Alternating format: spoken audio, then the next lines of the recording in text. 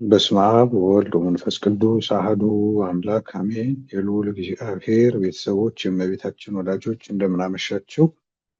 አሜን። በቸርነት በምሕረት የሚሰበስበን ቅዱስ የሆነ ቃሉን የሚያስተምረን የአባቶቻችን የቅዱሳን አምላክ ፈጣሪያችን መድኃኔዓለም ኢየሱስ ክርስቶስ ከባሕርይ አባቱ ከአብ ከባሕርይ ሕይወቱ ከመንፈስ ቅዱስ ጋር ስሙ የተመሰገነ ይሁን። እንግዲህ እንደ እግዚአብሔር ቅዱስ ፈቃድ ባለፉት ሳምንታት ምስጢረ ሥጋዌ ብለን ጀምረን ዛሬ ያው አራተኛ ሳምንት ላይ ደርሰናል። በመጀመሪያው ሳምንት ትምህርታችን ምስጢረ ሥጋዌ ማለት ምን ማለት ነው፣ ምስጢርና ሥጋዌ ነጣጥለን እንዲሁም ምስጢረ ሥጋዌ የሚለውን ደግሞ በአንድነት ተርጉመን አይተናል። ከዚያ በኋላ ለምን ምስጢር ተባለ የሚለውንም ቅዱሳት መጻሕፍትን መሰረት አድርገን ለማየት ሞክረናል። ከዚያ በኋላ አምላክ ለምን ሰው ሆነ የሚለውንም ነጥብ አንስተን ወደ 5-6 ነጥቦችን አይተናል። ከዚያ በኋላ ወልድ ደግሞ ለምን ሰው ሆነ፣ አብ ወይ መንፈስ ቅዱስ ሰው ሳይሆኑ ወልድ በተለየ አካሉ ለምን ሰው ሆነ የሚለውንም ነጥብ አንስተን እንደ እግዚአብሔር ፈቃድ አይተናል። ከዚያ በኋላ አምላክ እንዴት ሰው ሆነ፣ አምላክ እንዴት ሰው ሆነ የሚለውንም አይተናል። በፍጹም ተዋህዶ የሚለውን አብራርተናል። ከዚያ በኋላ በአንድ ወንድማችን ጥያቄ ደግሞ መች ሰው ሆነ፣ በተለይ ይሄ መቼቱን መች ሰው ሆነ የሚለውንም 5500 ዘመን የሚለውንም እንደ እግዚአብሔር ፈቃድ አይተናል። እንግዲህ ወንድማችን እንደተናገረው ምስጢረ ሥጋዌ ያው እንደምታውቁት በተለይ በሰንበት ትምህርት ቤት ያው ላደገ ሰው ምስጢረ ሥጋዌ ከአምስቱ አዕማደ ምስጢራት በተለየ መልኩ ረጅም ጊዜ የሚፈጅ ትምህርት እንደሆነ የታወቀ ነገር ነው። 1-2 ዓመት የሚፈጅ ትምህርት ነው፣ እሱም በጣም በትንሹ ማለት ነው። እኛ ግን የተወሰኑ ነጥቦችን አይተን ዛሬ አራተኛ ሳምንት ላይ ደርሰናል። እንግዲህ እንደ እግዚአብሔር ፈቃድ ለዛሬ ደግሞ ሰው የሆነው ኢየሱስ ክርስቶስ ማን ነው የሚለው እናያለን። ስግው ቃል እንግዲህ ስግው ቃል ማለት ስጋን የተዋሃደ ቃል ማለት ነው። ስግው ቃል ማለት ስጋን የተዋሃደ ቃል፣ ስጋን የተዋሃደ መለኮት ማለት ነው። ስጋን የተዋሃደ ቃል ወይም ደግሞ ስጋን የተዋሃደ መለኮት ወይም ሰው የሆነ አምላክ ማለታችን ነው። ስለዚህ ሰው የሆነው አምላካችን መድኃኒታችን ኢየሱስ ክርስቶስ ማን ነው የሚለውን ነጥብ እንደ እግዚአብሔር ፈቃድ ጠቅለል ባለ መልኩ ለማየት አሳጥረን ለማየት እንሞክራለን።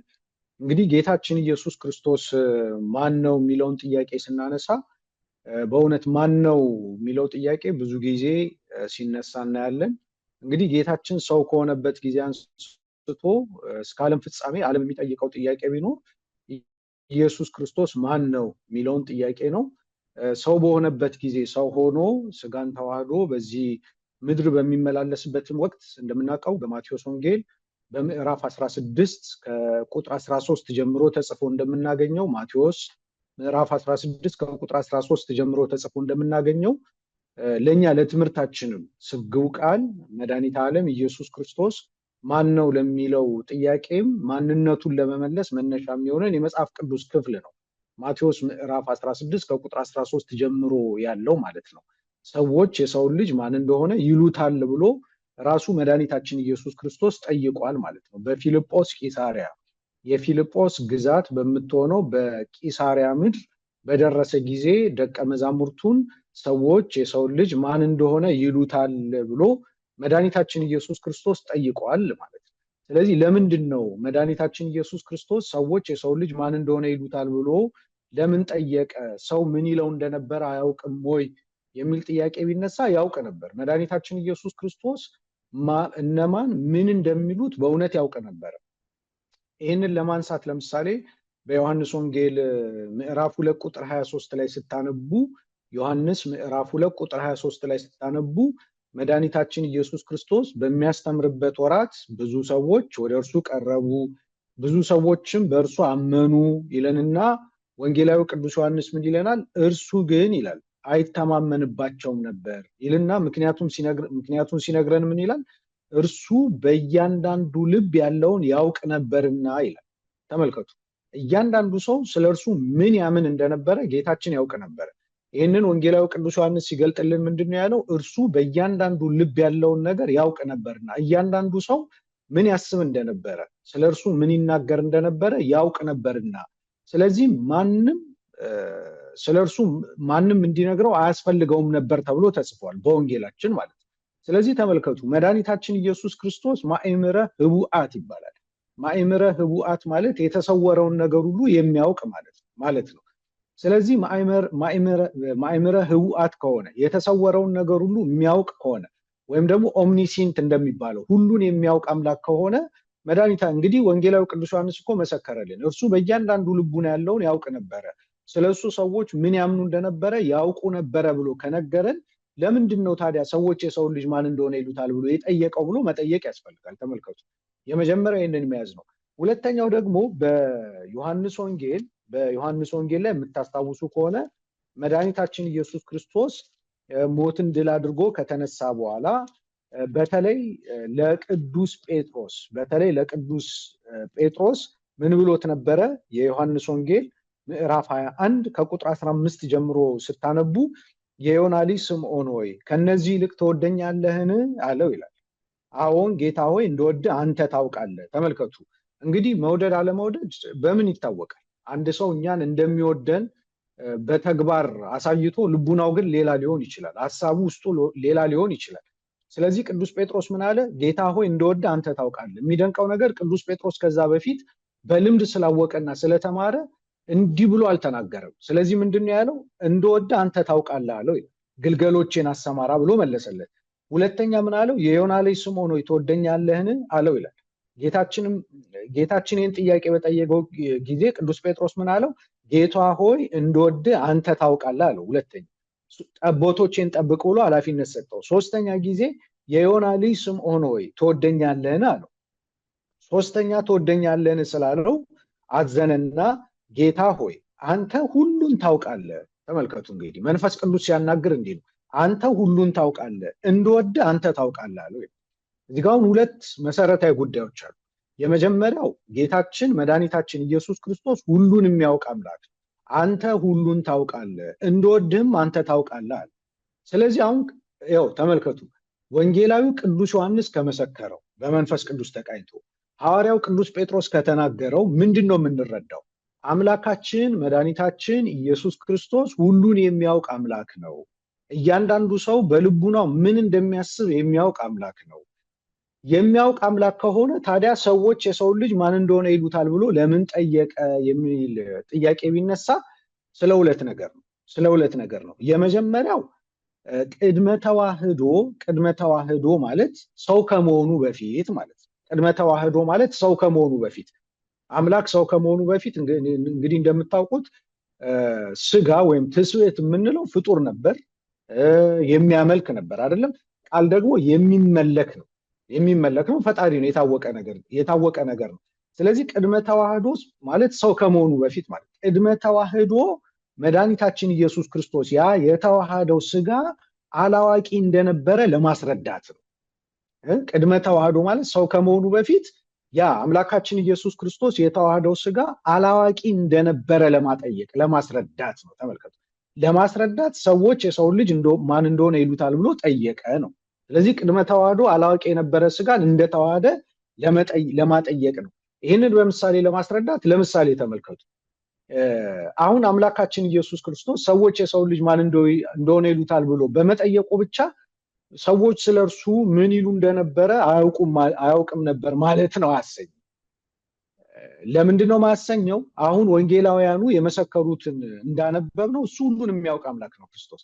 ስለዚህ እንዲህ ብሎ የጠየቀበት ምክንያት አለው። የሚደንቀው ነገር በዮሐንስ ወንጌል ምዕራፍ 11 ላይ አልዓዛር እንደሞተ ያውቃል። እንደሞተ እያወቀ ሲነግሩት ወዳጅ አልዓዛር ታሟል ብሎ ሲነግሩት ጌታችን እንደሞተ ያውቃል። እንደሞተ አውቆ መጣ፣ የት እንደተቀበረም ያውቃል። ግን ምን አለ? ወዳጄ አልዓዛርን የት ቀበራችሁት ብሎ ጠየቀ ይላል። የት እንደተቀበረ ያውቃል እኮ አምላካችን ኢየሱስ ክርስቶስ።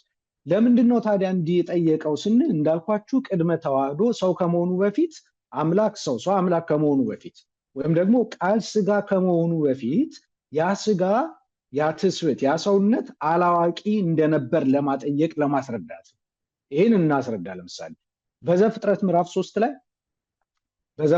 3 ላይ አዳም በተሰወረ ጊዜ እግዚአብሔር አዳምን ምን አለው ይላል። አዳም ሆይ ወዴት ነህ ብሎ ሲጠይቀው እናያለን አይደለም? ዘፍጥረት ምዕራፍ 3 ላይ አዳም ሆይ ወዴት ነህ አለው ይላል። አሁን አዳም ሆይ ወዴት ነህ ብሎ ሲጠይቀው እንግዲህ ተመልከቱ፣ እግዚአብሔር አዳም የት እንደተደበቀ አያውቅም፣ የት እንደተሰወረ አያውቅም፣ የት እንዳለ አያውቅም፣ ያውቃል። ታዲያ እግዚአብሔር አዳም የት እንደተደበቀ እንደተሰወረ እያወቀ አዳም ሆይ ወዴት ነህ ብሎ ለምን ጠየቀው የሚል ጥያቄ ስናነሳ መልሱ አጭር። መልሱ ምንድን ነው? ወደፊት አላዋቂ ስጋን እዋሃዳለሁ። በቃ ሰው እሆናለሁ፣ ትስብእትን እዋሃዳለሁ፣ አላዋቂ የሆነ ስጋን እዋሃዳለሁ። ሰው ይሄ በነገራችሁ ላይ እንዲህ አይነቱን አገላለጥ የቤተክርስቲያን ሊቃውንት ምንድነው የሚሉት? ከስጋዌ በፊት የነበረ ስጋዌ ይሉታል። ምን ማለት ነው? አምላክ ሰው ሳይሆን በፊት ሰው እንደሚሆን የገለጠበት ንግግሮች ናቸው። ልክ እንደ ሰው ሆኑ አዳም ወዴት ነህ? በሚቀጥለው ምዕራፍ ላይ ደግሞ ቃየን የሚለው አዳም ማን ነው ወንድምህ አቤል ወዴት ነህ ብሎ ሲጠይቀው እናያለን። ስለዚህ ተመልከቱ፣ በብሉይ ኪዳን እግዚአብሔር ሰው ሳይሆን በፊት ሰው እንደሚሆን የገለጠው በምንድነው? በእነዚህ ቃላት ነው። ልክ እንደ ሰው በመሆን ለምሳሌ እንደ ሰው ኮቴውን አሰማ፣ እንደ ሰው አዳም ሆይ ወዴት ነህ ብሎ ጠየቀው። ቃየንን ደግሞ አቤል ወዴት ነው ብሎ ጠየቀው ይላል። ስለዚህ እግዚአብሔር እንደ ሰው መጠየቁ ሰው ሳይሆን በፊት እንደ አላዋቂ መጠየቁ ወደፊት አላዋቂ ስጋን እዋሃዳለሁ ነው። ሰው ከሆነ በኋላ ደግሞ ልክ እንደ አላዋቂ መጠየቁ ምንን ያሳየናል? ቅድመ ተዋህዶ አላዋቂ የነበረ ስጋን ተዋህጃለሁ። ስለዚህ አንድ ሰው ጌታችን የጠየቀውን አንስቶ አያውቅም ማለት ነው ማለት አይችልም። ለምን? ሰው ከመሆኑም በፊት አሁን እንዳነበብ ነው እግዚአብሔር ምን ብሎ ሲጠይቅ እናያለን? ልክ እንደ ሰው እንደ አላዋቂ ሲጠይቅ እናያለን። ስለዚህ እንደ ሰው መጠየቁ ሰው ሳይሆን በፊት ሰው ሆናለሁ ነው። ሰው ከሆነ በኋላ ደግሞ ቢጠይቅ ሰው ሆኛለሁ ነው ባጭሩ። ምክንያቱም መጠየቅ የሰው ባህሪ ስለሆነ ማለት ነው። ስለዚህ ተመልከቱ፣ ዋናውን እዚህ ጋር ያነሳነው ሐሳብ ምንድነው? ጌታችን መድኃኒታችን ኢየሱስ ክርስቶስ ሁሉን አዋቂ የተሰወረውን የሚያውቅ አምላክ ሆኖ ሳለ ለምን ጠየቀ ሲባል ቅድመ ተዋህዶ ሰው ከመሆኑ በፊት ቢጠይቅ ወደፊት ሰው ሆናለሁ፣ ሰው ከሆነ በኋላ ደግሞ ቢጠይቅ ሰው ከመሆኔ በፊት አላዋቂ የነበረ ስጋን ተዋህጃለሁ በቃ የሚለውን ለማብራራት ነው ማለት። ስለዚህ ሰው መሆኑን ለማስረዳት የሚጠይቅ አላዋቂ የሆነ ስጋን እንደተዋሃደ ለማጠየቅ ለማስረዳት አምላካችን ጌታችን መድኃኒታችን ኢየሱስ ክርስቶስ ሰዎች የሰው ልጅ ማን እንደሆነ ይሉታል ብሎ ጠየቀ ማለት ነው። ስለዚህ ክርስቲያኖች ማስተዋል የሚያስፈልገው ነገር አንዳንድ ሰዎች በተለይ በማያውቁ ገብተው የሚቀላቀሉ ሰዎች ካሉ እንዳንሰማቸው ነው። በቃ መጽሐፍ እኮ ዘጋልን፣ እርሱ ሁሉን የሚያውቅ አምላክ ነው፣ በእያንዳንዱ ሰው ልቡና ያለውን ያውቃል፣ ቅዱስ ጴጥሮስ ደግሞ ጌታ አንተ ሁሉን ታውቃለህ ብሎ መስክሮለታል ማለት። ስለዚህ ሁሉን የሚያውቅ አምላክ ከሆነ ታዲያ ለምን ጠየቀ ሲባል እንግዲህ ሁለቱንም አያይዛል። ለምን ጠየቀ የሚል ጥያቄ ሲነሳ በሁለት አንጻር ነው የምናየው። ሰው ከመሆኑ በፊት ቢጠይቅ ሰው ሆናለሁ ነው፣ ሰው ከሆነ በኋላ ደግሞ ቢጠይቅ ሰው ሆኛለሁ ነው ባጭሩ። ይህንን መረዳት አለብን እና አንደኛው ይሄ ነው። ሁለተኛው ደግሞ ለምንድን ነው በወቅቱ የነበሩ ሰዎች ስለርሱ ምን ይሉ ምን ያምኑ እንደነበረ እኛ እንድናውቅ ነው። ለምሳሌ በወቅቱ የነበሩ ሰዎች ምን ይሉ እንደነበረ ያወቅነው እኮ አምላካችን ኢየሱስ ክርስቶስ ምን ስላደረገ ነው? ስለጠየቀ ነው። ለምሳሌ በምሳሌ ላስረዳችሁ። ሁላችንም መቼም የመጀመሪያ ደረጃም ይሁን ሁለተኛ ደረጃም ይሁን ሶስተኛ ደረጃም ይሁን ትምህርት አልፈናል። መምህራኖቻችን ለምሳሌ ይጠይቁን ነበር አይደለም? አንድ አስተማሪ ለምሳሌ አንድን ጽንሰ ሐሳብ የሚጠይቀን ለምንድን ነው? ይሄ ማለት ምን ማለት ነው? ዋት ኢዝ ዚስ ምናምን ብሎ ይጠይቀናል። አስተማሪው አሁን የሚጠይቀን ስለማያውቀው ነው አይደለም፣ የኛን ዕውቀት ለመለካት ነው። ገብቷችኋል? አስተማሪው የኛን ዕውቀት ለመለካት፣ ምክንያቱም እኛ ውስጥ ያለውን ነገር ስለማያውቅ ነው። ይሄ ምሳሌ ዘያጽጽ ነው። አምላካችን ኢየሱስ ክርስቶስ ግን በእያንዳንዱ ልቡና ያለውን ያውቃል። ስለዚህ ምንድነው የጠየቀው? ወደፊት የሚመጣው ትውልድ አምላክ ሰው በሆነበት ዘመን ሰዎች ስለርሱ ምን ይሉ እንደነበረ እንዲያውቅ ነው። ስለዚህ ስለኛ ነው ማለት ነው ጌታችን የጠየቀው። እና ሰዎች የሰው ልጅ ማን እንደሆነ ይሉታል ብሎ ጠየቀ። አሁን ልብ አድርጉ፣ የጥያቄው መነሻ ምንድነው? የሰው ልጅ ማን ይሉታል? ስለዚህ ክርስቶስ ምን ተባለ? የሰው ልጅ ተባለ። ለምን የሰው ልጅ ተባለ? ሰው ሆኗልና። ሰው ስለሆነ፣ ፍጹም ሰው ስለሆነ፣ ፍጹም ስጋን ስለተዋሃደ፣ ፍጹም ትስብእትን ስለተዋሃደ አምላካችን ኢየሱስ ክርስቶስ ምን ተባለ? የሰው ልጅ ተባለ። መነሻው ነው። ሰዎች የሰው ልጅ ማን እንደሆነ ይሉታል ብሎ ጠየቀ። እንደምታውቁት በወቅቱ የነበሩ ሰዎች ቅዱስ ጴጥሮስም እንደተናገረው ኤርሚያስ የሚሉ አሉ፣ ኤልያስ የሚሉ አሉ፣ ሙሴ የሚሉ አሉ፣ ከነቢያት መካከል እንዳንዱ የሚሉህም አሉ ብሎ መለሰለትና አምላካችን በእነዚህ ሰዎች መልስ አልተደሰተም። ስለዚህ ምን አለ? እናንተስ እኔን ማን እንደሆንኩ ትሉኛላችሁ ብሎ ጠየቃቸው። በዚህ ጊዜ ቅዱስ ጴጥሮስ ምን አለ የምታስታውሱ ከሆነ አንተ ክርስቶስ የሕያው እግዚአብሔር ልጅ ነህ አለው ይላል። አንተ ክርስቶስ የሕያው እግዚአብሔር ልጅ ነህ። ምን ነበር ያለው ጌታችን ከዚያ በኋላ? የዮና ልጅ ስምዖን ሆይ በሰማያት ያለው አባቴ እንጂ ስጋና ደም ይህን አልገለጠልህምና ብፁዕ ነህ። እኔም እልሃለሁ አንተ ጴጥሮስ ነህ፣ አለት መሰረት ነህ።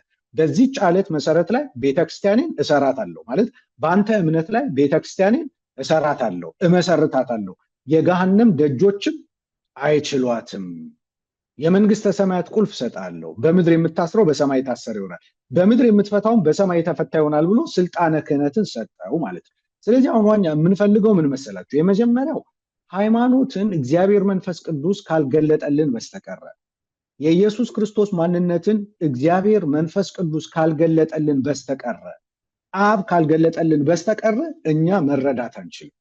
ስለዚህ እግዚአብሔርን መለመን ያለብን ምንድን ነው? ጌታ ሆይ ራስን ግለጥልን ብለን መለመን አለብን። እግዚአብሔር ነው የሚገልጠው እንጂ እንደው በእኛ አይደለም። ይሄ ማለት ሰው ፓሲቭ ነው ማለት አይደለም። ግን በእኛ የስጋ ምርምር፣ በእኛ የስጋ መንገድ እግዚአብሔርን ልናውቀው አንችልም። እግዚአብሔር ነው የሚገልጥልን። አንድ ይህን ተረዱ። ሁለተኛው የተዋህዶን ምስጢር እዚህ ጋር እናገኛለን። የጥያቄው መነሻ ምንድን ነው? የሰው ልጅ ማን ይሉታል? መልሱ ምን ሆነ? የእግዚአብሔር ልጅ። ስለዚህ ልብ አድርጉ። የሰው ልጅ የማን ልጅ? የእግዚአብሔር ልጅ። የእግዚአብሔር ልጅ የማን ልጅ? የሰው ልጅ። ስንት ልጅ ተብለን ብንጠየቅ ስንት ልጅ ነው? አንድ ልጅ። ይሄ እንግዲህ በግዕዝ ምንድን ነው የሚባለው? ወልድ ዋህድ ይባላል። በእንግሊዝኛው እንግዲህ ሚያፊሲት ነው የሚለው። ሚያፊሲት ማለት አንድ አካል አንድ ባህሪ ነው። አንድ አካል አንድ ባህሪ እንግዲህ ሲል ነጠላ ማለቱ አይደለም። ከሁለት አካል አንድ አካል፣ ከሁለት ባህሪ አንድ ባህሪ ማለቱ ነው። ተመልከቱ። ስለዚህ የሰው ልጅ የእግዚአብሔር ልጅ፣ የእግዚአብሔር ልጅ የሰው ልጅ። ስንት ልጅ? አንድ ልጅ። አንድ ልጅ ፍጹም አምላክ ፍጹም ሰው በተዋህዶ የከበረ። ስለዚህ ለእግዚአብሔር አብ ኢየሱስ ክርስቶስ በአካል የሚመስለው በባህሪ ከእርሱ ጋር አንድ የሆነ አንድያ ልጁ ነው። ይህንን ማወቅ አለብን። ስለዚህ ኢየሱስ ክርስቶስ አሁን የእግዚአብሔር ልጅ ነው ስንል ምን ማለታችን ነው? አንደኛ ልብ አድርጉ፣ አንድያ ልጁ ነው ማለታችን ነው። ይህንን በጣም ማወቅ ያስፈልጋል። ኢየሱስ ክርስቶስ የእግዚአብሔር ልጅ ነው ስንል ምን ማለታችን ነው? አንድያ ልጁ ነው። አንድያ ልጁ ነው ማለት ምን ማለት ነው? በአካል የሚመስለው በባህሪ ከእርሱ ጋር አንድ የሆነ በባህሪ የሚተካከለው ተቀዳሚ ተከታይ የሌለው አንድያ ልጁ ነው ማለታችን። አንድያ ልጁ ወይም በሌላ መንገድ ምን ማለት ነው? የአብ በባህሪው ያለው ነገር በሙሉ ወልድም አለው ማለታችን። ወልድም አለው ማለታችን። ይህንን ትንሽ ዘርዘራ አንድያ ልጁ ነው። ለምሳሌ ተመልከቱ፣ እንዳይምታታብን። እኛም ይሄ መቼም በቤተክርስቲያን ለኖረ ሰው ይህንን ያውቀዋል። ሰዎች የእግዚአብሔር ልጆች እንባላለን አይደል? ክርስቲያኖች የእግዚአብሔር ልጆች ምንባል በጸጋ ነው። መላእክትም የእግዚአብሔር ልጆች ይባላሉ። መቼም ታውቃላችሁ አይደል እንዴ? በጸጋ ነው። ይህን ልዩነቱን ቅዱስ ጳውሎስ ዕብራውያን ምዕራፍ 1 ላይ በደንብ ዘርዝሮ አስቀምጦታል። ዕብራውያን ምዕራፍ 1 ላይ እግዚአብሔር አብ አንድያ ልጁ ወልድን ልጄ በሚልበት መንገድ መላእክትን እንኳን እንደዚህ አይልም ይላል። መላእክትን እንኳን። ስለዚህ የክርስቶስ የእግዚአብሔር ልጅነት ልዩ ነው ማለት ነው። ልዩ ነው። አንድ ልጁ ነው። በአካል የሚመስለው በባህሪ የሚተካከለው ተቀዳሚ ተከታይ የሌለው አንድያ ልጁ ነው። ይሄ ምን ማለት? የባህሪ ልጁ ነው። የባህሪ ልጁ ነው ስንል ለማስረዳት ለምሳሌ የሰው የባህሪ ልጅ ማን ነው? ሰው ነው አይደለም? ሰው የሚወልደው የባህሪ ልጁን ነው አይደል? ስለዚህ ሰው ማለት የሰው የባህሪ ልጅ ሰው ነው። የእንስሳት የባህሪ ልጅ ምንድን ነው? እንስሳት ናቸው።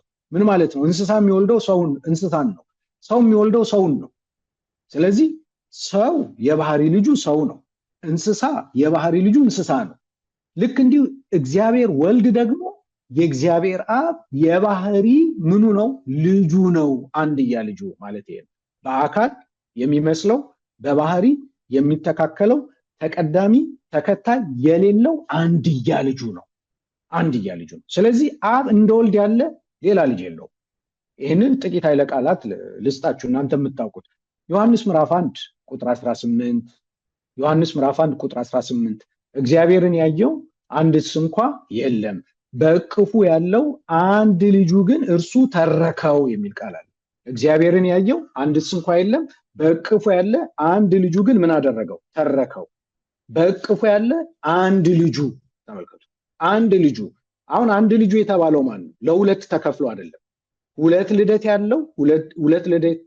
ያለው ቅድመ ዓለም ከአብ ያለ እናት ድህረ ዓለም ከመቤታችን ያለ አባት የተወለደው ሁለት ልደት ያለው ኢየሱስ ክርስቶስ የእግዚአብሔር አብ ስንት እያልኝ ተባለ? አንድ እያልኝ ተባለ። ተመልከቱ፣ ሁለት ልደት ያለው ቅድመ ዓለም ማለት ዓለም ሳይፈጠር ዘመን ሳይቆጠር ከአብ ያለ እናት ድህረ ዓለም ማለት በ5500 ዘመን ፍጻሜ ከመቤታችን ከቅድስት ድንግል ማርያም ያለ አባት የተወለደው ወልድ ኢየሱስ ክርስቶስ የእግዚአብሔር አብ ስንት እያልኝ ተባለ? አንድያ ልጅ ተባለ። ዮሐንስ ምዕራፍ 3 ቁጥር 16 ላይ እግዚአብሔር ይላል ዓለሙን ስለወደደ አንድያ ልጁን ሰጠ ይላል። ዓለም ሁሉ እንዲድን እንጂ እንዳይጠፋ እግዚአብሔር አንድያ ልጁን እስኪሰጥ ድረስ ዓለሙን እንዲሁ ወዷልና። ስለዚህ ተመልከቱ፣ መነሻው ልብ አድርጉ። መነሻው የሰው ልጅ ማን ነው? መዳረሻው ምን ሆነ? መልሱ የእግዚአብሔር ልጅ። የሰው ልጅ የእግዚአብሔር ልጅ፣ የእግዚአብሔር ልጅ የሰው ልጅ ስንትያ ልጅ? አንድያ ልጅ። ስንት ልደት ያለው? ሁለት ልደት ያለው። ሁለት ልደት ያለው አንድያ ልጅ ነው ኢየሱስ ክርስቶስ። ሁለት ልደት አለው። ቅድመ ዓለም ከአብ ያለ እናት፣ ድህረ ዓለም ከመቤታችን ያለ አባት የተወለደ ወይም ሁለት ልደት ያለው አንድያ ልጅ ነው ኢየሱስ ክርስቶስ። ሁለት አይደለም። የአብ ልጅ ሌላ የማርያም ልጅ ሌላ አይደለም። የአብ ልጅ ሌላ የማርያም ልጅ አይደለም። የአብ ልጅ የማርያም ልጅ ስንት ልጅ? አንድያ ልጅ። አሁን ይህንን ያዙና እንግዲህ ቅዱስ ጴጥሮስ ኢየሱስ ክርስቶስን አንተ ክርስቶስ የሕያው እግዚአብሔር ልጅ ነህ ሲለው ምን ማለቱ ነው ወደሚለው ነጥብ እንምጣ። አሳጥረን እንይ። ኢየሱስ ክርስቶስ የእግዚአብሔር ልጅ ነው ስንል ምን ማለታችን ነው ወደሚለው ነጥብ ስንመጣ አጠራ አድርገን እንይ። የመጀመሪያው እግዚአብሔር ነው ማለት ነው። ኢየሱስ ክርስቶስን የእግዚአብሔር ልጅ ስንለው ምን ማለታችን ነው? እግዚአብሔር እያልን ነው። ስለዚህ ሰው የሆነው አምላክ ኢየሱስ ክርስቶስ ማን ነው? እግዚአብሔር ነው። እግዚአብሔር ነው።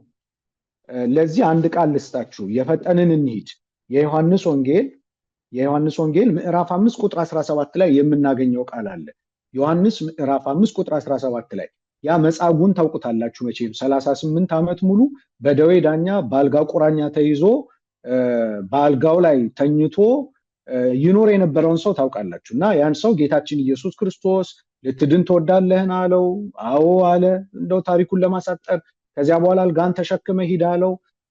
ያ ሰው 38 ዓመት ሙሉ ተሸክመው የነበረችውን የብረት አልጋ ኤስድሮስ የተባለው ሊቅ እንደተናገረው የብረት አልጋ ነበር፣ ተሸክሞ ሄደ። ከዚያ በኋላ አይሁድ እንዴት በዚህ ቀን አልጋን ተሸክመ ትሄዳለህ ብለው ጠየቁት። ያ ሰው ነው ብሎ በጣም ወዲያው የሚያሳዝን ነገር ተናገረ እና አይሁድ በጣም እልህ ይዟቸው መድኃኒታችን ኢየሱስ ክርስቶስ ዘንድ መጡ፣ ተከራከሩት። ከዚያ በኋላ እንዲህ አላቸው ይላል። ከዚያ በኋላ ጌታችን ኢየሱስ ክርስቶስ ግን እንዲህ አላቸው፣ አባቴ እስከዛሬ ይሰራል እኔም ደግሞ እሰራለሁ ብሎ መለሰላቸው ይላል። ተመልከቱ፣ አባቴ እስከዛሬ ይሰራል እኔም ደግሞ። ስለዚህ ክርስቶስ አባቴ እያለ ሲናገር እኔ ራሴ እግዚአብሔር ነኝ እያለ ነው። ተመልከቱ፣ አባቴ እስከዛሬ ይሰራል እኔም ደግሞ እሰራለሁ ብሎ መለሰላቸው። ከዚያ ምን ይለናል? እንግዲህ ሰንበትን ስለሻረ ብቻ አይደለም ነገር ግን ደግሞ ይላል ወንጌላዊ ቅዱስ ዮሐንስ። እንግዲህ ታውቃላችሁ መቼም ጌታችን ኢየሱስ ክርስቶስ አይሁድ ሰንበትን የሚያከብሩበትን መንገድ ሽሮታል። የሚያከብሩበትን መንገድ አይሁድ ታውቃላችሁ ከዘረጉ አያጥፉ፣ ካጠፉ አይዘረጉም። እንደውም ብዙ አይሁድ አልቀዋል በዚህ ምክንያት። ሰንበትን የሚያከብሩበት መንገድ ሰንበተ ኦሪትን ትክክል አልነበረም። ስለዚህ ጌታችን ኢየሱስ ክርስቶስ በአዲስ ኪዳን ሰንበት እንዴት መከበር እንዳለባት አስተምሮናል። እንግዲህ በእነሱ ሰንበትን ስለሻረ ብቻ አይደለም ነገር ግን ደግሞ ራሱን ከእግዚአብሔር ጋር አስተካክሎ ይላል። ተመልከቱ፣ ራሱን ከእግዚአብሔር ጋር አስተካክሎ እግዚአብሔር አባቴ ነው ስላለ ስለዚህ አይሁድ ሊገድሉት አጥብቀው ይፈልጉት ነበር ይላል። አሁን እዚህ ጋር አንድ መሰረታዊ ነገር አስምሩበት። ምንድነው ያለን ወንጌላዊ ቅዱስ ዮሐንስ? ራሱን ከእግዚአብሔር ጋር አስተካክሎ እግዚአብሔር አባቴ ነው ስላለ ስለዚህ ይህንን መርሐ ግብር የምትከታተሉ ክርስቲያኖች ወገኖቻችን ምን ማሰብ አለባችሁ? ኢየሱስ ክርስቶስ አብ አባቴ ነው ሲል ምን እያለ ነው? እኔ ራሴ እግዚአብሔር ነኝ እያለ ነው። አሁን ለምሳሌ ራሱን ከእግዚአብሔር ጋር አስተካክሎ እግዚአብሔር አባቴ ነው ስላለ ስለዚህ ተባለ። ስለዚህ ክርስቶስ አብ አባቴ ነው ሲል ምን ማለቱ ነው? እኔ ራሴ ማን ነኝ እያለ ነው? እግዚአብሔር ነኝ እያለ ነው። ራሱን ከአባቱ ጋር ምን እያደረገ ነው? በባህሪ እያተካከለ ነው። ለዚህ ነው በአካል የሚመስለው በባህሪ የሚተካከለው ተቀዳሚ ተከታይ የሌለው አንድያ ልጁ ነው ብለን ያስተማር። ቅዱስ ጴጥሮስም ይሄን ነው የመሰከረው። ስለዚህ ኢየሱስ ክርስቶስ ማን ነው? ኢየሱስ ክርስቶስ የእግዚአብሔር ልጅ ነው ስንል ምን ማለታችን ነው? እግዚአብሔርነት የባህሪ ገንዘቡ ነው። ራሱ እግዚአብሔር ነው። ይህንን በቀላል አስረዳችሁ። ለምሳሌ እኛም እኮ እግዚአብሔር አባታችን ነው እንላለን አይደል? እግዚአብሔር አባታችን ነው ስንል ግን እንደው ክብር ምስጋና ለእርሱ ይሁንና እኛ ራሳችን እግዚአብሔር ነን እያልን ነው። ይህንን የተቃወሙ አይሁድም የማን ልጆች ነበር ነን የሚሉት? የእግዚአብሔር ልጆች ነን ነበር አይደል የሚሉት? እነሱ የእግዚአብሔር ልጆች ነን ሲሉ መቼም እግዚአብሔር ነን እያሉ እንዳልሆነ ራሳቸው ያውቃሉ። ክርስቶስ ግን እግዚአብሔር አባቴ ነው፣ አባቴ እስከዛሬ ይሰራል እኔም ደግሞ እሰራለሁ ብሎ ሲናገራቸው ገባቸው ምን እያለ እንደሆነ። ክርስቶስ እግዚአብሔር አባቴ ነው እኔ እግዚአብሔር ልጅ ነኝ ብሎ ሲናገር እኔ ራሴ እግዚአብሔር ነኝ እያለ እንደሆነ ገብቷቸዋል አይሁድ። የሚያሳዝነው ነገር ግን ገብቷቸዋል፣ አልተቀበሉትም። ሐዋርያትስ ገብቷቸዋል፣ ተቀበለውታል። ስለዚህ በእምነት የመቀበልና ያለመቀበል ጉዳይ ነው፣ የእውቀት ጉዳይ አይደለም። የእውቀት ጉዳይማ ቢሆን ኖሮ አይሁድ ክርስቶስ እግዚአብሔር አባቴ ነው ብሎ ሲናገር ምን ማለቱ እንደሆነ በደንብ ገብቷቸዋል፣ ግን አልተቀበሉትም። ስለዚህ ኢየሱስ ክርስቶስ የእግዚአብሔር ልጅ ነው ስንል ምን ማለታችን ነው? እግዚአብሔር ነው ማለታችን ነው። ጥቂት ኃይለ ቃላትን ልስጣችሁ። በዮሐንስ ወንጌል ምዕራፍ 1 ከቁጥር 1 እስከ 3 የምናነባው ቃል አለ አይደል እንዴ? ዮሐንስ ምዕራፍ 1 ከቁጥር 1 እስከ ቁጥር 3 ምን የሚል ቃል አለ? በመጀመሪያ ቃል ነበረ። እንግዲህ ክርስቶስ ይሄ የከዊን ስሙ ነው። ታውቃላችሁ በምስጢረ ስላሴ ትምህርት ስላሴ በኩነታት ሶስት ናቸው አይደለም? አብ ከዊነ ልብ ነው፣ ወልድ ከዊነ ቃል፣ መንፈስ ቅዱስ ከዊነ እስትንፋስ። ምን ማለት ነው? አብ ልብ ይባላል፣ ወልድ ቃል ይባላል አካላዊ ቃል፣ መንፈስ ቅዱስ እስትንፋስ ይባላል አካላዊ እስትንፋስ። አሁን በከዊን ስሙ ጠራው። ምን ብሎ? በመጀመሪያው ቃል ነበረ። አካላዊ ቃል ማን? ቃል ራሱ። በመጀመሪያው ቃል ነበረ ይልና ምን ይላል? ቃልም በእግዚአብሔር ዘንድ ነበረ ይልና ቃልም እግዚአብሔር ነበረ ይላል። ልባድ ቃል ማን ነበረ? እግዚአብሔር ነበረ። ቃልም እግዚአብሔር ነበረ። ይህም ቃል በመጀመሪያ በእግዚአብሔር ዘንድ ነበረ። ሁሉ በእርሱ ሆነ፣ ከሆነውም አንዳች ያለ እርሱ አልሆነም ይልና ከዚያ ምን ይላል? ቁጥር 14 ላይ ቃልም ስጋ ሆነ፣ ሰው ሆነ፣ ጸጋንና እውነትን ተመልቶ በእኛ አደረ፣ አንድ ልጅም በአባቱ ዘንድ እንዳለው ክብር ክብሩን አየን ብሎ ይናገራል። በመጀመሪያ ማን ነበረ? ቃል ነበረ። ቃል ማን ነው? ስጋን የተዋሃደው አይደለም እንዴ? በስጋዊ ስሙ ኢየሱስ አማኑኤል ተብሎ የተጠራው ነው። እንግዲህ ቃል የተዋሃደው በመጀመሪያው ቃል ነበረ፣ ቃልም በእግዚአብሔር ዘንድ ነበረ፣ ቃል ራሱ እግዚአብሔር ነበረ። እና ታዲያ ኢየሱስ ክርስቶስ እግዚአብሔር ነው። ለምንድን ነው አዲስ ትምህርት የምንፈልገው? እናንተን እያልኩ አይደለም። ዓለሙ ኦርቶዶክሳዊ ነኝ ካለ በኋላ እንግዳ ትምህርት ለምን ይፈልጋል? እኛ እኮ ይሄንን ፈጽመናል፣ በቃ ጨርሰናል እኮ እንዴ። ይሄ እኮ የድነት ትምህርት ነው እናንተ። ኢየሱስ ክርስቶስ እኮ እግዚአብሔር ነው። እግዚአብሔር ከሆነ ደግሞ ምን ይሳነዋል? እሱ እንደው ስለ ምልጃ ስለምናምን የተነገሩ አንዳንድ ቃላት ካሉ እኮ ለምሳሌ ቅዱስ ሚካኤል እንደው አማላጅ ነው የሚል በመጽሐፍ ቅዱስ ብናገኝ፣ ሙሴ ማለደ የሚል አለ በመጽሐፍ ቅዱስ አይደል? እኛን ማልዳለን ብሎ ቅዱስ ጳውሎስ ተናግሯል። ደግሞ ኢየሱስ ክርስቶስ ስለኛ የሚማልደው ተብሎም ተጽፏል። አሁን እስቲ እግዚአብሔር ያሳያችሁ። ሐዋርያት ምን ማልደው እኛ ነን አሉ። ስለኛ የሚማልደው ተብሎ ስለ ክርስቶስ ተነገረ። ቃሉ ተመሳሳይ ስለሆነ ልክ የሚማልደው ማለደ የሚለውን ቃል ለሐዋርያት በሰጠነው በተረዳነው መንገድ ስለ ክርስቶስ መረዳት አለብን። እንግዲህ እግዚአብሔር ያሳያችሁ። ኢየሱስ ክርስቶስ እኮ እግዚአብሔር ነው። ስለዚህ አንዳንድ ቃላት እንኳን ቢነገሩ በቅዱሳት መጽሐፍ ስለ ክርስቶስ ሰውነቱን የሚያሳዩ ቃላት እንኳን ቢነገሩ ምን ማለት ነው ተብሎ ይጠየቃል እንጂ እንደ እግዚአብሔርነቱ እንረዳዋለን እንጂ ሐዋርያትን ወይም ፍጡራንን በምንረዳበት መንገድ አንረዳም። ጥንቃቄ ያስፈልጋል፣ በጣም ጥንቃቄ ያስፈልጋል። ኢየሱስ ክርስቶስ ወንጌላዊው ቅዱስ ዮሐንስ ወንጌሉን አካል ከህልውና ተገልጦለት በምን ጀመረ? የኢየሱስ ክርስቶስን የስግው ቃልን እግዚአብሔርነት ተናግሮ መሰከረ ማለት ነው። ስለዚህ ኢየሱስ ክርስቶስ እግዚአብሔር ነው። ሁለተኛ የሐዋርያት ሥራ ምዕራፍ 20 ቁጥር 28 ላይ የሐዋርያት ሥራ ምዕራፍ 20 ቁጥር 28 ላይ ምን አለን ቅዱስ ጳውሎስ ሲናገር? በገዛ ደሙ የዋጃትን የእግዚአብሔርን ቤተክርስቲያን አለ ትጠብቋት ዘንድ ይላል። በገዛ ደሙ የዋጃትን የእግዚአብሔርን ቤተክርስቲያን ትጠብቋት ዘንድ መንፈስ ቅዱስ ጳጳሳት አድርጎ ለሾመባት ለመንጋ ሁሉና ለራሳችሁ ተጠንቀቁ። በገዛ ቤተክርስቲያንን ምእመንን በገዛ ደሙ የዋጃት ማን ነው? እግዚአብሔር። አያችሁ፣ እግዚአብሔር እንግዲህ ስጋ አለው ተባለ። ስጋን ስለተዋሃደ ኢየሱስ ክርስቶስ አይደለም እንዴ? መቼም ቤተክርስቲያንን በገዛ ደሙ ዋጃት እግዚአብሔር ተብሎ ሲነገር ይሄ ቃል ለአብ እንዳልሆነ እናውቃለን፣ ለመንፈስ ቅዱስ እንዳልሆነ እናውቃለን። በገዛ ደሙ የዋጃት ተብሎ የተነገረለት ስጋን የተዋሃደ ሰው የሆነ ደሙን ያፈሰሰ ኢየሱስ ክርስቶስ ነው። ይህን ማወቅ አለብን። ሌላው ምንድነው? ቅዱሳን ነቢያት ለምሳሌ ስለ አምላካችን ስለ ኢየሱስ ክርስቶስ ስለ ስጋዌው ሲናገሩ እግዚአብሔርነቱን መስክረዋል። ጥቂቶቹን ከምናውቀው ለምሳሌ ስለ ሞቱና ስለ ትንሣኤው መዝሙር 77 ቁጥር 65 ላይ መዝሙር 77 ቁጥር 65 ላይ ምን የሚል ቃል አለ? እግዚአብሔር ከእንቅልፍ እንደሚነቃ ተነሳ የሚል ቃል አለ። ተመልከቱ። መዝሙር 77 ቁጥር 65 ላይ እግዚአብሔር ከእንቅልፍ እንደሚነቃ ተነሳ፣ የወይን ስካር እንደተወው እንደ ኃያልም ሰው ይላል። ጠላቶቹን በኋላቸው መታ፣ የዘላለምንም ሐሳር ሰጣቸው ይላል። አሁን እስቲ ክርስቲያኖች ይህንን ቃል አስተውሉ። እግዚአብሔር ከእንቅልፍ እንደሚነቃ ተነሳ። አሁን ተነሳ ለመባል መጀመሪያ መቼም ሞትን መቅመስ አለበት አይደል? መሞት አለበት። እግዚአብሔር ከእንቅልፍ እንደሚነቃ ተነሳል። አሁን ይሄ ለአብ ነው የተነገረው? አይደለም። ለመንፈስ ቅዱስ ነው የተነገረው? አይደለም። ለማን ነው የተነገረው? ለወልድ። ተነሳ ለመባል መጀመሪያ መሞት አለበት አይደል? ሞትን የቀመሰው በመቃብር 3 መዓልት 3 ሌሊት ያደረው ሞተ ተብሎ የተነገረለት ወልድ ነው። ስለዚህ ስለ ትንሣኤው ሲናገር ምን አለ? እግዚአብሔር ከእንቅልፍ እንደሚነቃ ተነሳ፣ የወይን ስካር እንደተወው እንደ ኃያልም ሰው ጠላቶቹን በኋላቸው መታ፣ የዘላለምንም ሐሳር ሰጣቸው ይላል። አያችሁ? ስለዚህ ሞትን ድል አድርጎ የተነሳው ኢየሱስ ክርስቶስ እግዚአብሔር ነው። ደግሞ ይገርማቸዋል። ስለ እርገቱስ መዝሙር 46 ቁጥር 5 ላይ መዝሙረ ዳዊት መዝሙር 46 ቁጥር 5 ላይ አምላክ በእልልታ እግዚአብሔር በመለከት ድምፅ አረገ፣ ዘምሩ ለአምላካችን ዘምሩ፣ ዘምሩ ለንጉሳችን ዘምሩ የሚል ቃል አለ። አምላክ በእልልታ እግዚአብሔር በመለከት ድምፅ አረገ። እንግዲህ ያረገው ማን ነው? ያረገው አብ ነው? አይደለም። ያረገው መንፈስ ቅዱስ ነው?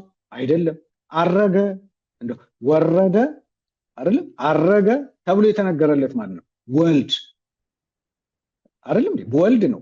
እንደው የምታውቁት ነው አይደል? አረገ ተብሎ ተነግሮለታል ክርስቶስ። ታዲያ ስለ እርገቱ እንግዲህ እንደ እንግዳ ደራሽ እንደ ውሃ ፈሳሽ ድንገት የመጣ አይደለም። ትንቢት የተነገረለት ሱባኤ የተቆጠረለት ታላቅ ሁነት ነው። ታላቅ ክስተት ነው። ተመልከቱ። ከ9 አበይት በዓላት አንዱ ነው እንግዲህ እርገት። እርገቱ ድንገት የመጣ አይደለም። ታዲያ ምን ብሎ ተናገረ ነቢዩ?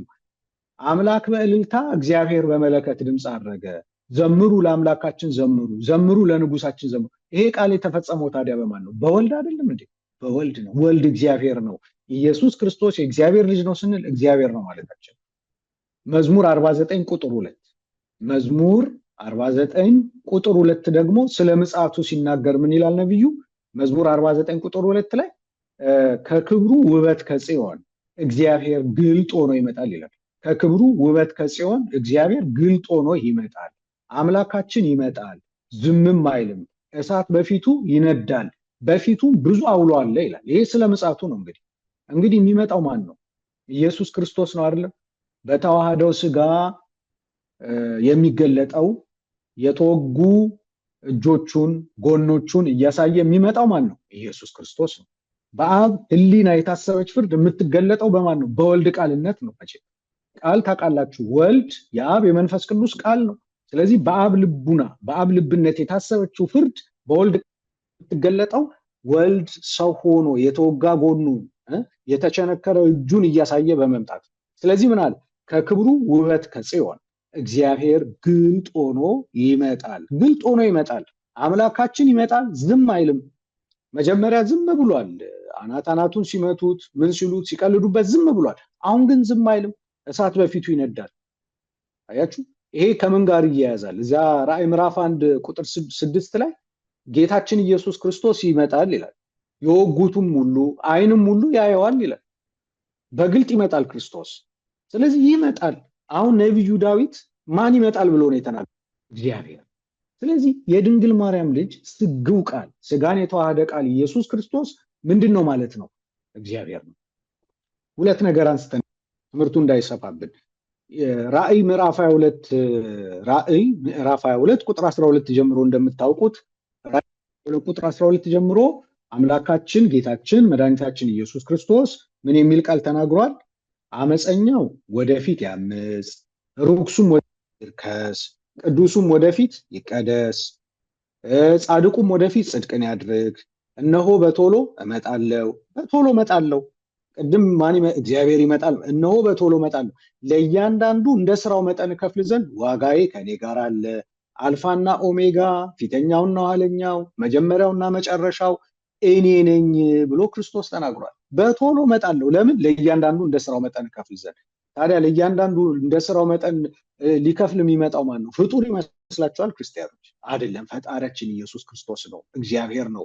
ለዚህ ምን አለ ነቢዩ ኢሳይያስ ምዕራፍ 40 ቁጥር 10 ላይ ኢሳይያስ ምዕራፍ 40 ቁጥር 10 ላይ ምን ይላል? እነሆ ጌታ እግዚአብሔር እንደ ኃያል ይመጣል፣ ክንዱም ስለ እርሱ ይገዛል፣ እነሆ ዋጋው ከእርሱ ጋር ደሞዙ በፊቱ ነው ይላል። እነሆ ጌታ እግዚአብሔር እንደ ኃያል ይመጣል፣ ክንዱም ስለ እርሱ ይገዛል፣ እነሆ ዋጋው ከእርሱ ጋር ደሞዙም በፊቱ ነው። ስለዚህ በአጭሩ ምንድን ነው? ኢየሱስ ክርስቶስ እግዚአብሔር። ስለዚህ አንናወጥ። ሌላ እውነት ፍለጋ፣ ሌላ እምነት ፍለጋ፣ ሌላ ክርስቶስ ፍለጋ ከዚች ቅድስት ቤተክርስቲያን መውጣት አያስፈልግም። በእውነት ኢየሱስ ክርስቶስ እግዚአብሔር ነው የምንጠብቀው ተስፋችን። መቼም እንደ እምነታችን ያደርግልን፣ በቀኙ ያቁመን። ክርስቶስ ተስፋ እናደርገዋለን፣ ይመጣል። እግዚአብሔርነቱን፣ ክንዱን፣ ኃይሉን እናምናለን። ስለዚህ ኢየሱስ ክርስቶስ እግዚአብሔር ነው። ይህንን በደንብ አድርጎ ማጥናት፣ መያዝ፣ ማስተዋል፣ በዚህም መጽናት ያስፈልጋል ነው። ሌላው ኢየሱስ ክርስቶስ የእግዚአብሔር ልጅ ነው ስንል የባህሪ አምላክ ነው ማለታችን ነው። በተቻለ መጠን ለማሳጠር ሞክራለሁ። የባህሪ አምላክ ነው ማለታችን ነው። የባህሪ አምላክ ማለት ምን ማለት ነው? ፈጥሮ የሚገዛ አምላክ ነው ማለታችን ነው። ፈጥሮ የሚገዛ አምላክ ነው። ታውቃላችሁ መቼም እነ ሙሴ የእግዚአብሔር ቃል የመጣላቸውም እኮ አማልክት ተብለዋል አይደል እንዴ? ዘጸአት ምዕራፍ 7 ቁጥር 1 ላይ ሙሴ አምላክ ተብለዋል። አምላክ ቢባል የጸጋ አምላክ ነው። ዮሐንስ ምዕራፍ 10 ቁጥር 35 ላይ ብትሄዱ የእግዚአብሔር ቃል የመጣላቸው ቅዱሳን ሰዎች አማልክት ተብለዋል። አማልክት ቢባሉ የጸጋ አማልክት ናቸው። በመጽሐፍ ቅዱስ ሰይጣን የዚህ ዓለም የክፎች አምላክ ተብሏል። የሐሰት አምላክ ነው። ሆድም መቼም አምላክ ተብሏል አይደለም? የሚገዙለት ስላሉ። ስለዚህ ኢየሱስ ክርስቶስ የባህሪ አምላክ ነው ስንል እንደ ቅዱሳን የጸጋ አይደለም፣ እንደ ጣዖታት እንደ አጋንንት ክብር ይግባውና የሐሰት አይደለም። እሱ ምን አይነት አምላክ ነው? የባህሪ አምላክ ነው። የባህሪ አምላክ ማለት ደግሞ አምላክነት የባህሪ ገንዘቡ ነው፣ የራሱ ነው ማለታችን። ከማንም ያልተቀበለው የራሱ ነው። ይህንን ጥቂት ኃይለ ቃል ልስጣችሁ። ኢሳይያስ ምዕራፍ 9 ቁጥር 6 ኢሳይያስ ምዕራፍ 9 ቁጥር 6 ምን የሚል ቃል አለ? ሕፃን ተወልዶልናልና ወንድ ልጅም ተሰጥቶናልና አለቅነትም በጫንቃው ላይ ይሆናል፣ ስሙም ድንቅ መካር፣ ኃያል አምላክ፣ የዘላለም አባት፣ የሰላም አለቃ ተብሎ ይጠራል። ሕፃን ተወልዶልናልና ወንድ ልጅም ተሰጥቶናልና አለቅነትም በጫንቃው ላይ ይሆናል፣ ስሙም ድንቅ መካር፣ ኃያል አምላክ፣ የዘላለም አባት፣ የሰላም አለቃ። ኃያል አምላክ ነው ኢየሱስ ክርስቶስ። ኃያል አምላክ ነው። በቃ ኃያል አምላክ ማለት ምን ማለት ነው? የሚሳነው የሌለ ኃይል የባህሪ ገንዘቡ የሆነ አለቅነትም በጫንቃው ላይ ነው ማለት ምን ማለት ነው? የባህሪ ገንዘቡ ነው። አለቅነት፣ ጌትነት የባህሪ ገንዘቡ ነው፣ የራሱ ነው ማለት ነው። ሕፃን ተወልዶልናል፣ ወንድ ልጅም ተሰጥቶናል፣ አለቅነትም በጫንቃው ላይ ይሆናል፣ ስሙም ድንቅ መካር፣ ኃያል አምላክ፣ የዘላለም አባት፣ የሰላም አለቃ ተብሎ ይጠራል። ስለዚህ ልብ አድርጉ፣ ኢየሱስ ክርስቶስ ኃያል አምላክ ነው፣ የባህሪ አምላክ ነው። እንደነ ሙሴ የጸጋ አምላክ አይደለም። እንደ ጣዖታት እንደ አጋንንት የሐሰት አምላክ አይደለም። ክርስቶስ እውነተኛ አምላክ ነው። አምላክነት የባህሪ ገንዘቡ ነው። የሚደንቃችሁ ነገር ሮሜ ምዕራፍ 9 ቁጥር 5 ላይ ደግሞ ሄዳችሁ አንብቡ። ሮሜ 9:5 ላይ ምን ይላል? በጣም እየፈጠንኩ ነው የሚሄደው ሰዓት ስለሌለን። ሮሜ 9 ቁጥር 5 ላይ ክርስቶስ ከነርሱ በስጋ መጣ ይላል። ክርስቶስ ከነርሱ በስጋ መጣ ማለት ስጋን ተዋሃደ። እርሱም ይላል ከሁሉ በላይ ሆኖ ለዘላለም የተባረከ አምላክ ነው። እርሱም ከሁሉ በላይ ሆኖ ለዘላለም የተባረከ አምላክ ነው። ሰው የሆነው ክርስቶስ ማለት ከሁሉ በላይ ሆኖ ለዘላለም የተባረከ ማለት በነገራችሁ ላይ የተመሰገነ ማለት ነው። አንዳንድ ቃላት የሌሎች ይመስለናል እንጂ የኛ ነው። የተባረከ ቃሉ ግዕዝ ነው። ወደ አማርኛ ስተረጉሙት የተመሰገነ ማለት ነው። ክርስቶስ ከነርሱ በስጋ መጣ፣ እርሱም ከሁሉ በላይ ሆኖ ለዘላለም የተባረከ የተመሰገነ አምላክ ነው። ከሁሉ በላይ ዘርፉን ተመልከቱ። ድንቅ መካር፣ ኃያል አምላክ አለው ነቢዩ ኢሳይያስ። አሁን ደግሞ ቅዱስ ጳውሎስ ምን አለው? ከሁሉ በላይ ሆኖ ለዘላለም የተባረከ የተመሰገነ አምላክ። አንደኛ ዮሐንስ ምዕራፍ 5 ቁጥር 20 ላይ ደግሞ ሄዳችሁ አንብቡ። አንደኛ ዮሐንስ ምዕራፍ 5 ቁጥር 20 ላይ ኢየሱስ ክርስቶስ እውነተኛ አምላክና የዘላለም ሕይወት ነው ይላል። ኢየሱስ ክርስቶስ እውነተኛ አምላክና የዘላለም ሕይወት ነው። ፍጡር እኮ የዘላለም ሕይወት መሆን አይችልም። ቅዱሳን እኮ የዘላለም ሕይወት ክርስቶስን እንድናውቅ ያግዙናል፣ ይረዱናል እንጂ በራሳቸው የዘላለም ሕይወት ናቸው አላለም። እንዲህ አይነት ትምህርት የለንም በቤተክርስቲያን። የዘላለም ሕይወት ኢየሱስ ክርስቶስ ነው። ስጋውን የሰጠን ደሙን የሰጠን። ስጋው ደሙ ለምን አዳነን? ፈጣሪ ስለሆነ ነው፣ አምላክ ስለሆነ ነው፣ የባህሪ አምላክ ስለሆነ። ኢየሱስ ክርስቶስ እውነተኛ አምላክና የዘላለም ሕይወት ነው። አንደኛ ተሰሎንቄ ምዕራፍ 3 ቁጥር 11 ሄዳችሁ አንብቡ። አንደኛ ተሰሎንቄ ምዕራፍ 3 ቁጥር 11 ላይ አምላካችን አባታችን ጌታችን ኢየሱስ ክርስቶስ እያለ ይገልጻል። አምላካችን አባታችን ራሱ ጌታችን ኢየሱስ ክርስቶስ። ስለዚህ ክርስቶስ የእግዚአብሔር ልጅ ነው ስንል የባህሪ አምላክ ነው፣ ፈጥሮ የሚገዛ አምላክ ነው ማለታችን ነው። ሶስተኛው ኢየሱስ ክርስቶስ የእግዚአብሔር ልጅ ነው ስንል ከባህሪ አባቱ ከአብ ጋር እኩል ነው ማለታችን ነው። ማለት በባህሪ ከአባቱ ጋር አንድ ነው። በሚገባን ቋንቋ ላስረዳ ብዬ ነው። እኩል ነው ከአባቱ ጋር። አንድ ቃል ላንሳላችሁ አንስተን እናቆማለን። ዮሐንስ ምዕራፍ 10 ከቁጥር 30 እስከ ቁጥር 38 አንብቡት። ዮሐንስ ምዕራፍ 10 ከቁጥር 30 እስከ ቁጥር 38። የመቅደስ መታደስ በዓል ነበረ። ጌታችን ወደዚያ በዓል ሄደ። አይሁድ መጡ፣ ከበቡት። ንገረን፣ አንተ ማነ? ክርስቶስ መሆንን ገልጠ ንገረን አሉት። ጌታችን ምን አላቸው? ነገርኳችሁ፣ አትሰሙም፣ አታምኑም አላቸው ይላል። ንገረን፣ አንተ ክርስቶስ መሆንህን ገልጠ ንገረን አሉት። እርሱ ምን አላቸው ይላል? ነገርኳችሁ፣ አታምኑም። አሁን አንዳንድ ሰው አለ ከቤተክርስቲያን ውጭ ያሉ የካዱ የተጠራጠሩ ሰዎችን ለማሳመን በጣም ይደክም ሰው አለ። ምንድነው አውቆ የተኛን ቢቀሰቅሱት አይሰማም ይባላል። ሰው ይኸውላችሁ በልዩ ልዩ መንገድ ከቤተክርስቲያን ወጥቶ መናፍቅ ይሆናል። አንዱ ባለማወቅ ነው። ባለማወቅ የጠፉ በእውቀት ይመለሳሉ። ባለማወቅ የጠፉ ከመንፈስ ግን የጠፉ ሰዎች፣ በትዕቢት የጠፉ ሰዎችን ግን ወደዚህ ማምጣት በጣም ከባድ። ይሄን ማወቅ አለብን። እና ምን አላቸው ይላል ጌታችን ዮሐንስ ምዕራፍ 10 እንደውም እኔ ከላይ ጀምሬ ላንብበው ከቁጥር 27 ጀምሮ። ነገርኳችሁ አታምኑምም፣ እኔ በአባቴ ስም የማደርገው ስራ ይህ ስለኔ ይመሰክራል። እናንተ ግን እንደነገርኳችሁ ከበጎቼ ከምዕመናን ስላልሆናችሁ አታምኑም። በጎቼ ምዕመናን ድምፄን ይሰማሉ፣ ወንጌልን ይሰማሉ ማለቱ ነው። እኔም አውቃቸዋለሁ ይከተሉኝማል። የምንከተለው ኢየሱስ ክርስቶስን ብቻ ነው። ይህንን ማወቅ አለብን። የማንንም ፖለቲከኛ ማንንም ልንከተል የሚገባው ሲጀመር ባለቤቱ መድኃኔ ዓለም ኢየሱስ ክርስቶስን። ከዚያ በኋላ ምን መስለው ደግሞ እሱን መስለው ያለፉ ቅዱሳንን። ይህንን ነው በጎቼ ድምፄን ይሰማሉ ይከተሉኝማል አለና እኔም የዘላለም ሕይወትን እሰጣቸዋለሁ። ይህንን ያዙ። ስለዚህ ኢየሱስ ክርስቶስ ምንድነው? የዘላለም ሕይወትን ሰጭ ነው እንጂ የሚያሰጥ አይደለም። ክርስቶስ ሰጭ ነው ራሱ። የዘላለም ሕይወትን እሰጣቸዋለሁ። የዘላለም ሕይወትን የሚሰጥ ማን ነው? እግዚአብሔር ነው። የዘላለም ሕይወትን መስጠት የባህሪ ገንዘቡ ነው። የዘላለም ሕይወትን እሰጣቸዋለሁ፣ ለዘላለም አይጠፉም። የዘላለም ሕይወትን የሚሰጥ ገለጠና ቀጥሎ ምን አለ? ከእጄም ማንም አይነጥቃቸውም። ይሄ ደግሞ ምንድነው? አምላካዊ ኃይሉን ያሳያል። ከእጄ ማንም አይነጥቃቸውም፣ አምላካዊ ኃይሉን አለና ምን አለ? የሰጠኝ አባቴ ማንን? ምዕመናንን። በሰማይ ያለው አባቴ እንጂ ስጋና ደም ይህን አልገለጠልህም ማለቱን አስታውሱ። እግዚአብሔር ወልድን እንድናውቀው ማንነቱን እንድንረዳን የሚያደርገን እኮ አብ ነው በትህትና ከቀረበ። እነዚህ በጎቼ ነው የሰጠኝ አባቴ ከሁሉ ይበልጣል። መጀመሪያ ከላይ የማንን ታላቅነት ገልጧል? የራሱን። የዘላለም ሕይወት እሰጣቸዋለሁ፣ ከኔ እጅ ማንም አይነጥቃቸውም አለና ምን አለው?